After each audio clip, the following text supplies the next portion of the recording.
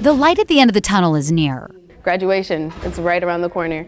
Even in freshman year, it's right around the corner. A motivator for Jefferson High senior Aaliyah Stone, who wants to be a pediatric psychiatrist. I feel like after putting in all that work, I want something physical for it other than my diploma. I want to say like, oh, I graduated high school. At Jefferson, the number of students graduating has climbed consistently over the last several years, now at 88%.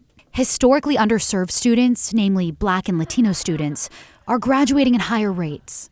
Many of these shifts have been a decade's worth of work. Aaliyah and Principal Margaret Calvert credit it in part to a cohort model, where teams of staff work together to support students.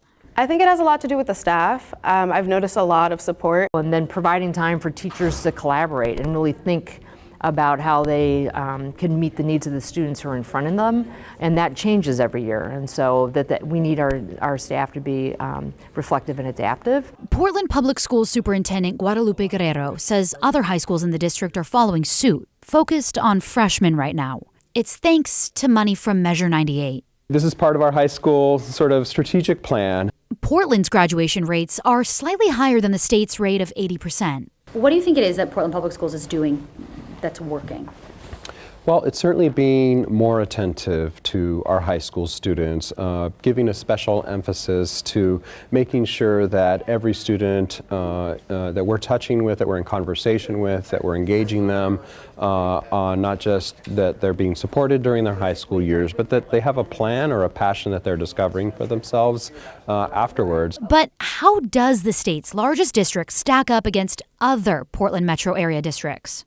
Well, PPS rates are higher than Gresham-Barlow, but still lag between 5 and 14% behind other local school districts. This represents another incremental measure of growth. We still have a lot of work to do, but we're also encouraged because some of our historically underserved students are showing that they're narrowing that graduation rate gap. To echo that, across the entire state of Oregon, more students of color are graduating, with every ethnic group seeing an increase.